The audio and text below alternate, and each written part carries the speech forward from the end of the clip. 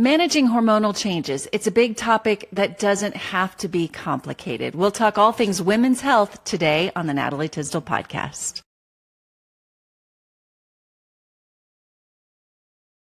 Hi, everyone, and welcome back to the show. I'm Natalie, your host, and on this show, we explore all things faith, health, and family. Today, I'm diving into a topic that impacts many women. In fact, it impacts all women at some point in their lives. Hormonal changes, how to manage them naturally. That's what we're talking about. I'm thrilled to have Dr. Janine Bowring on the show today. She's a renowned expert in women's health and natural healing. Dr. Janine emphasizes the power of education and how empowering ourselves can lead to better health decisions. In this episode, Dr. Janine is going to cover why the most common issue women seek is help for weight loss, the importance of focusing on overall health and well-being rather than striving for that ideal weight or what in your mind you might think is your ideal weight. Also, we're going to talk about the role hormones play in women's health and how to manage hormonal changes naturally. Also, tips for clean eating, good sleep hygiene, and practicing gratitude. With 25 years of experience in naturopathic medicine, Dr. Janine is dedicated to educating and empowering people on natural health solutions. She's a prominent figure online and on TV and is also a best-selling author. Before we get started today, be sure to check out my website, natalietysdal.com. I have a whole lot of information, past interviews, tips, resources, all things that I know will help you and your family. I also have a free newsletter I send out each week, and you can sign up for that also on the website or by going to the link right here in the show notes. I'm glad you're here today. Let's not waste any time.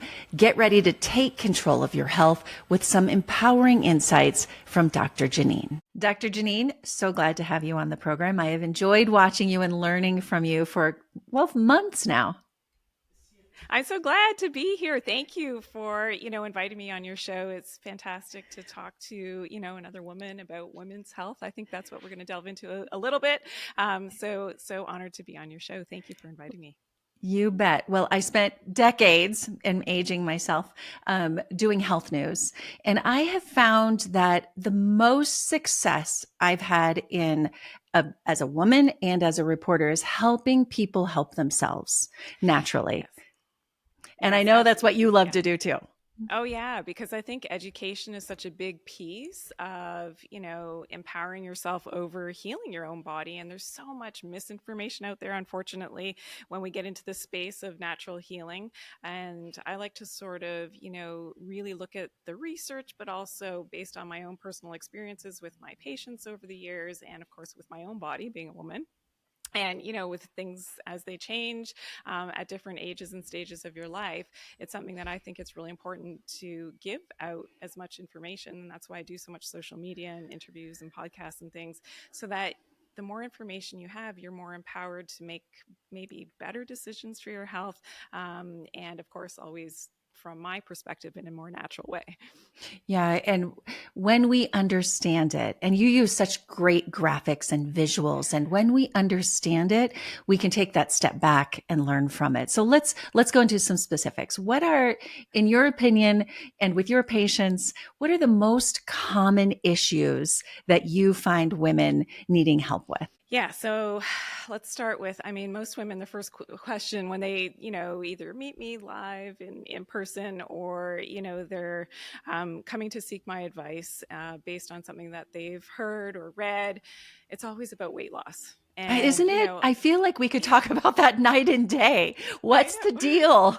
What's the deal? And here's the thing. I think there's sort of this, ideal weight. And, when you look on Instagram and you see these women that, or ripped abs, six packs, or, muscular, and all these ideals that we have as women maybe aren't always the healthiest when we really delve into. And I've spoken to people, and women especially, that, they look like that, but on the flip side and on the inside, their actual health is not that great. Their hair is falling out, they're dieting and then not dieting and then dieting again and doing this whole yo-yo thing. So really finding that common ground, like what is healthy. And of course, that's going to be individual. It's going to be different for every woman. But getting to that anti-inflammatory state, not having pain, I mean, waking up and looking forward to your life and to your day Mm-hmm. for that day, and your goals for your life. I mean, these are all sort of the context that I put into my own life in terms of being a healthy woman. But it's not some of these ideals that I think a lot of women strive. And having been on TV, you know there's these aspirations to look a certain way, and yet Mm-hmm. that's not always the healthiest way to be. So yeah, the weight loss question always comes up, and women are always, and I have a lot of content on weight loss just because um, I'm hoping to give the right information in a healthy way. So if you are actually in fact overweight, which we know is not a healthy state of being, that we're targeting it in a different way. And I talk about things that people don't really talk about, because a lot of doctors even don't know about this whole thing about leptin and leptin resistance. So if you've seen my videos and you've heard me talk about leptin and leptin resistance, this is something from a hormonal perspective and what our fat cells are telling to our brain cells, how we are surviving, how well are we actually doing in the context of our life and our connection with our outside world, with nature. And all of our bodily functions, all of our hormonal sphere and everything that works internally is very much related to our external life. And this is something where I'm one of the experts now that's really talking about making those connections with our outer world and going against what mainstream medicine has told us about the sun and sun exposure. And, when we talk to the beauty experts or Mm-hmm. dermatologists, they're all about, stay out of the sun. The complete opposite is true Mm-hmm. when we're looking at our overall health, that anti-inflammatory response, the way that our brain is processing information, whether it is from our fat cells when we talk about leptin, when it's talking about hormonal balance, when we're talking about our stress levels and cortisol. I mean, it's all part and parcel, and this all ties into that weight loss story. And if for women that are struggling to lose that weight and, hormonal changes that happen around perimenopause and menopause, and that menopause middle that so many women complain about, there is a physiological function why we actually get a Yeah. little bit more of that abdominal fat, and it's actually a good thing. And this is what people don't realize in women that are struggling. Yeah, it's one thing if you're 50 pounds overweight and you get an extra 10 pounds of menopausal middle. Yeah, that's a bit more of a problem. But if you're of normal weight going into perimenopause and menopause, and then that weight comes on, it's not necessarily a bad thing. And that's what I want women to know, that embrace it. And what kind of my analogy for myself, because I had a bit of that weight gain as well as the hormones were changing, was I didn't get down on myself when I was pregnant. I mean, I've had 4 pregnancies and I have 5 kids altogether, but 4 pregnancies, and babies that I've delivered myself. Well, not myself, but of course with the help of professionals. No, I'd say by yourself. Well, yeah. So I wasn't down on myself through my Mm-hmm. pregnancies. You have that natural weight gain and you look Mm-hmm. beautiful and Mm-hmm. vibrant, through weight gain. And so, now fast forward in perimenopause, and you lose, you gain a little bit of that weight that is a normal thing and it's healthy. Then I kind of made that, connection for myself, which I educate other women about. It's not necessarily a bad thing. You need a little bit of extra fat tissue to actually support your brain function, to support your other Mm. hormones, because as we know, the ovaries and everything else is shutting down. So I think that's an important aspect for women to realize. The other little tip that I do have for women, though, if you are overweight going into perimenopause and menopause, lose the weight now. So lose the weight now before you know that for sure it's going to be that, end of time in terms of having your regular periods, so that you'll be more comfortable at that time. It's more difficult when you're going through menopause to, target that weight loss that maybe you did have to lose. So that's just kind of a tidbit. Like if you're a woman, you're listening to this now and you know that, okay, you're coming into perimenopause soon and you know that you're maybe 15, 20 pounds overweight, lose it now. Do that work now, Because it does and get so much harder. it Yeah. does. It does. Yeah. Yeah. Yeah. I want to talk about hormones here in a second, but since we're talking about weight loss, of course, the biggest thing in weight loss right now are weight loss drugs. Yeah. Can you talk about what that does to the system? Are they good? Do they give people a step ahead if they really can't lose the weight? Or what is it doing to our bodies? Well, yeah. Well, here's the thing. It really does depend. And I think there may be a place for these drugs for a very short period of time if somebody is morbidly obese, and that obesity is going to be, such a high risk factor for other diseases. And there's, a quick way to use those GLP-1 agonists, to the drugs, to get some weight off quickly in a short amount of time. Now, however, it is not the solution. It's not addressing the root cause of the obesity to begin with. And that's, as a naturopathic doctor, that's what I'm always looking at. Okay, what is the root cause of being overweight? Is it, a mental, emotional, overeating kind of issue? Is it because you do have the leptin resistance that I talk a lot about? Is it that hormonal imbalance? Is it, your exposure to electromagnetic radiation? I mean, maybe you sit in front of a computer, a lot of us do sit in front of a computer, technology all day. You're not protecting yourself. Maybe you live in an area of, anywhere in the world that has a higher EMF, frequency that your body is becoming bombarded with, that, your body is now mitigating that risk of your EMF exposure by putting on a little bit more body fat. I mean, these are all things that, you have to look at the root cause for anything that anybody's struggling with. Now, when you take that out of the equation, one of the big risk factors for these injectables and these weight loss drugs is thyroid issues. So the GLP-1 agonist, the injectables, the once a week thing, the one that's, out there and very popular right now that a lot of celebrities are using as well.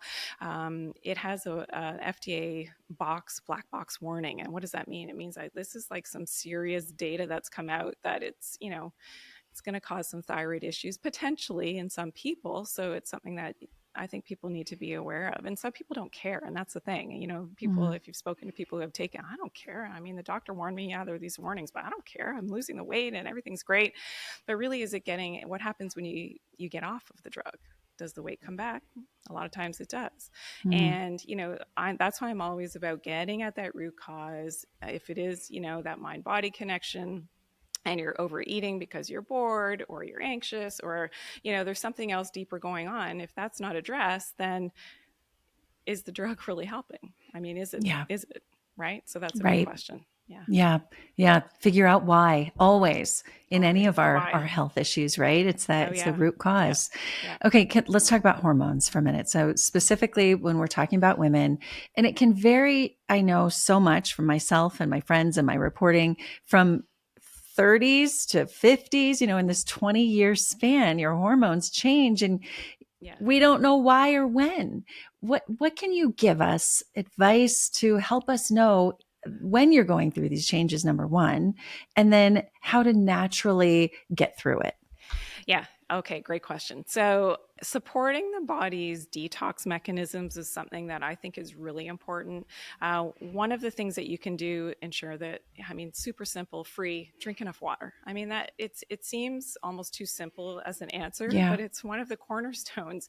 We are super dehydrated as women. So drinking enough water, good quality water, hopefully not tap water, depending on where you live, is important. I like reverse osmosis water that's remineralized. I talk about Soleil water, which is one of the things that you can make. I have a video on that. You just add, some sea salt into your water to actually maintain your hydration in your cells. That's really important. Watching your stress levels. We know that when our cortisol levels go up, and as women, we're really stressed. I mean, if we were to compare, I'm not saying that women, hundreds and hundreds of years ago weren't stressed. They had a different type of stress. It was more of a survival type of stress. But our physiology doesn't know the difference between, running from out of the cave and making sure that our family is protected and running from wild animals, or running after wild animals. Usually the men did that, of course, but to go and seek food, different types of stress. But our body doesn't know the difference between the stress of being at a drive-through picking up our coffee and, somebody's laying on the horn. Like, our body doesn't know the difference between those stresses. And I always say that good stress is even stress to the body, or your brain and your physiology doesn't know the difference. So stress is a big component. And there's one mechanism in terms of our cortisol levels that ties back to that leptin resistance, and it's called pregnenolone steal. And your body preferentially is actually going to make more cortisol. It's going to make more of that stress hormone in pregnenolone steal. So now our downstream hormones like testosterone, estrogen, progesterone, they're all suffering because our body's always making that cortisol. And so if we don't turn Yeah. that off, and this goes into inflammation now, the more inflammation that we have, we've got more of that leptin problem, the leptin resistance. We've got to sort of, again, get at that root cause. And when the hormones start to go awry, it's kind of like as a woman, you're like, okay, this isn't feeling exactly as it did. One thing is not to panic because, certain changes are normal, if you can call that, even though, they're troublesome, you don't feel so great. But then there are supporting things that you can do. So definitely addressing the stress levels, early morning sunlight. I'm a big proponent of that, getting Mm. outside, connecting. Remember when we started talking, I talked about how our body is reacting and in relationship. So our internal world has to be in really good relationship with our external world, meaning our inside physiology has to be properly connected to the sun, the moon, the light, the dark of the Yeah. day. We have a lot of artificial light in our environment, even more so now, compared to even 10 years ago, because we're all on our smartphones and our devices. Yeah. That blue light coming from our devices, very detrimental to our internal Mm. physiology. It's sending mixed messages.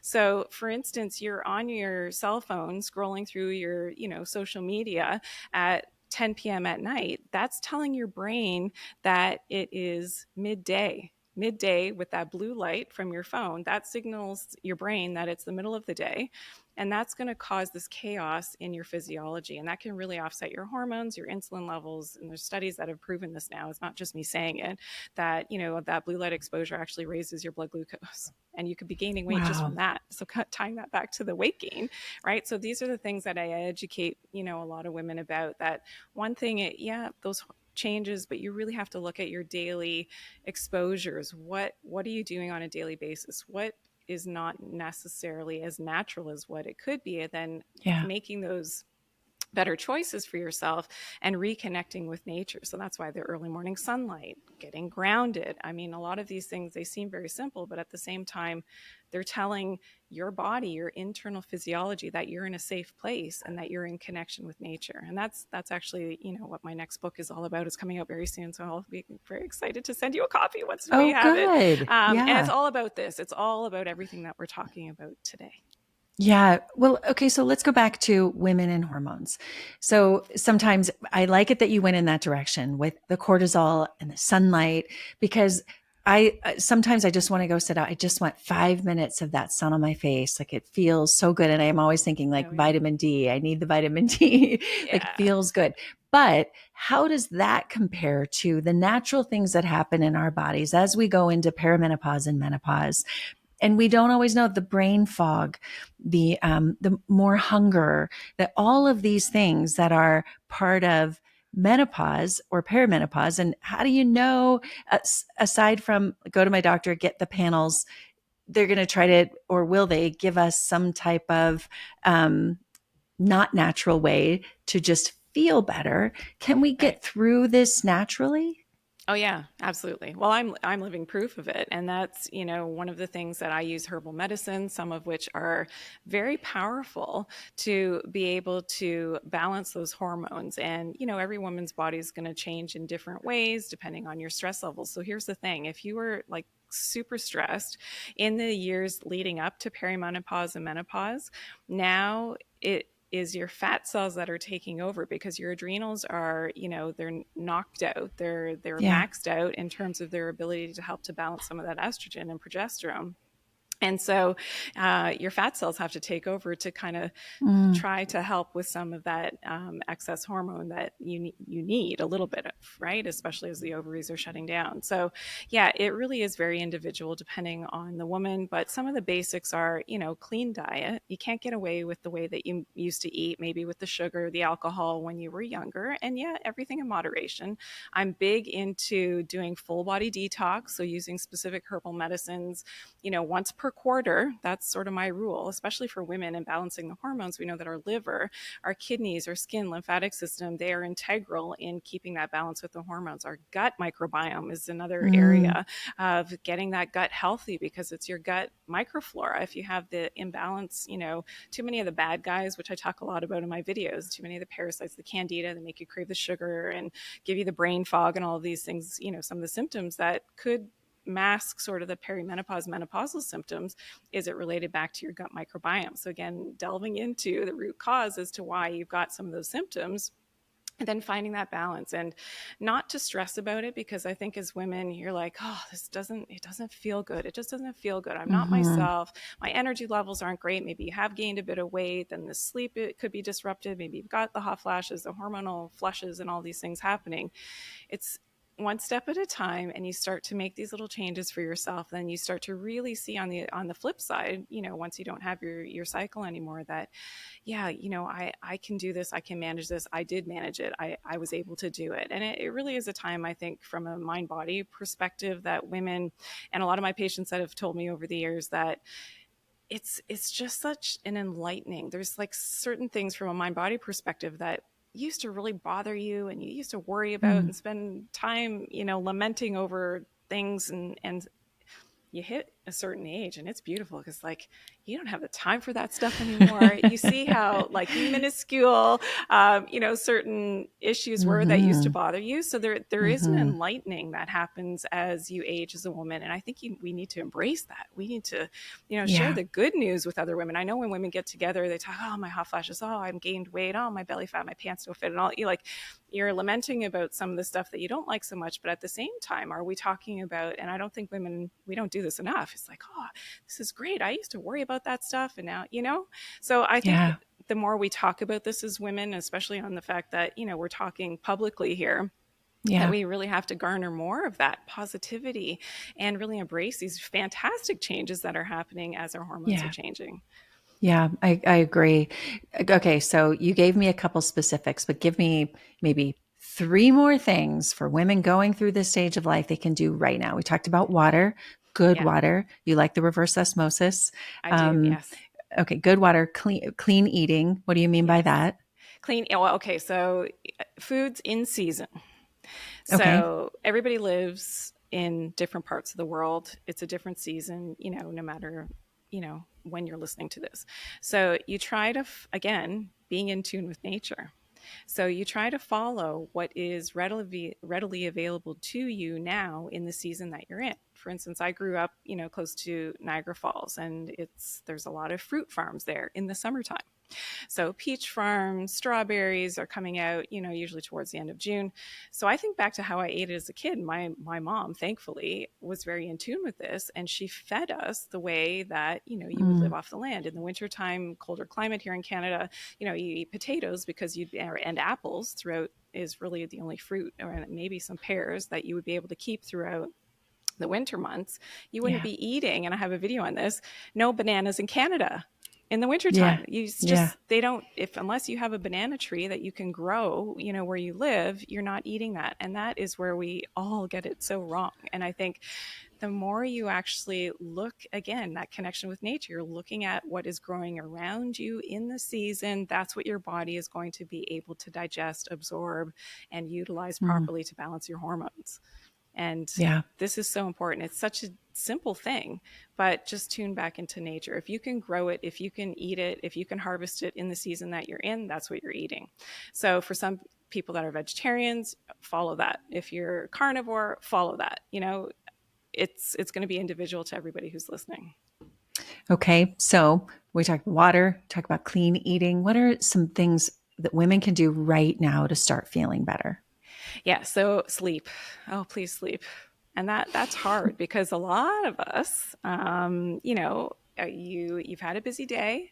Just speaking for myself, you've had a busy day. Finally, I get the kids settled. They're in bed or wherever. The older ones are out and about, whatever.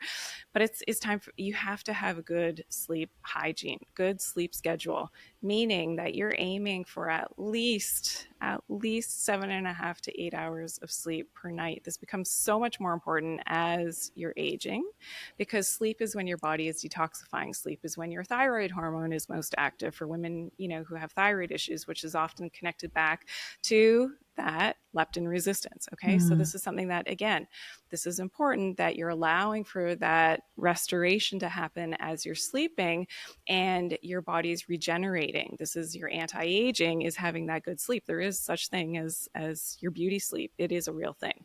So sleep, because a lot of women, what they're doing, they have the stressful day, whatever, got everything done. And then you're like, oh, I just need a few minutes to myself. And what do? You turn on the TV, you're watching Mm-hmm. the TV, or you're on your iPad or whatever, you're scrolling, and no, you got to turn it off. You got to shut it down and have a regular sleep schedule, meaning that, and it depends on the season. And, I get flack for this on social media because I say, get up with the sunrise. Well, that's not always in very northern, remote places on the earth. That's not feasible to get up at 3 a.m. and start your day. Of course not. But, waking up with as much as close to the sunrise as you can, which is feasible. You have your 7.5 to 8 hours of sleep, have a restful sleep. If you don't have a good quality sleep, this can be a problem as well. And this is going to be different for everyone. But if you're lacking in certain nutrients like magnesium, your calcium, your vitamin K2, your vitamin D, hopefully you got that sun exposure. Natural sun exposure is another big tip as well, which of course, everybody says the complete opposite. We have to protect ourselves from the sun. We can't get, if we're getting too much UV, then we are aging ourselves. No, doing safe sun exposure is one of the best things that you can do for your health, and really, taking in that energy from the sun, because that's what actually runs all of our metabolism, and that whole brain connection is really important. So safe sun exposure, big, big, big component. And the older we get, the more sun we actually need. Mm. So you see these couples, if you've ever been on a sunny Caribbean vacation, you see these couples that are out basking in the sun. They're all nice and tanned and they look very healthy. They are very healthy. And I just like marvel at these, people that they just know. And if you actually tune back, and here's another big point for women, tune back in, ask your body what it needs. And if it says chocolate cake, it says chocolate cake. I'm just kidding. But you tune back in and follow your intuition, because your intuition actually sort of spikes again as your hormones are changing over the age of 50. Your intuition, you sort of reconnect. The earlier years, it's all about the family, the kids, the husband, whatever, the business, whatever, right? But now over the age of 50, there's a different perspective, and you tune back into who you are, what you need, what makes you happy, and you'll start to get those messages. Go outside. I need to go outside right now. I need to get some sun. Especially, I'm in studios. I know that that from your, being on television, in studios all the time. Artificial light's not good. Like, you're going to have that craving to go out and get some fresh air and be out in natural sunlight. That's a huge thing, and it's so simple to do, right? Take your shoes off, get grounded. These are simple things that we can do as women to help to regulate all of our hormones and make ourselves healthier. Yeah, absolutely. Okay. Anything else we can do right now to start feeling better? Give me one last tip. One last thing. Oh, just be grateful. Be grateful. Be grateful for everything that you have. Yes, be grateful for the things that have been challenging in your life, that have, really pushed you to the edge, maybe losses. It could be anything, but be grateful for where you are, the fact that you're alive right now, listening to this, getting some good information, pass it on to others as well. Share the good news. I think too much of what happens in our modern world is all on the negative. It's on the lesser side of things, where we need to uplift ourselves and be proactive and inspiring to other women. Do more of that and share more of that with your girlfriends and your family members, and then we'll see how things change as time goes on. I agree. Sharing, it's starting with gratefulness and then sharing that with others. There's something we get back from that. I heard someone say the other day, this really resonated with me, that part of the high levels of anxiety, which we didn't talk about, we can talk about that the next time we speak. Okay. Cause it's such a big one, but the high levels of anxiety come from things that we can't control. So when we watch the news all day, which I did for many, many years when I delivered the news, I can't control the chaos in the world. And the more of that we consume, the more out of control we feel.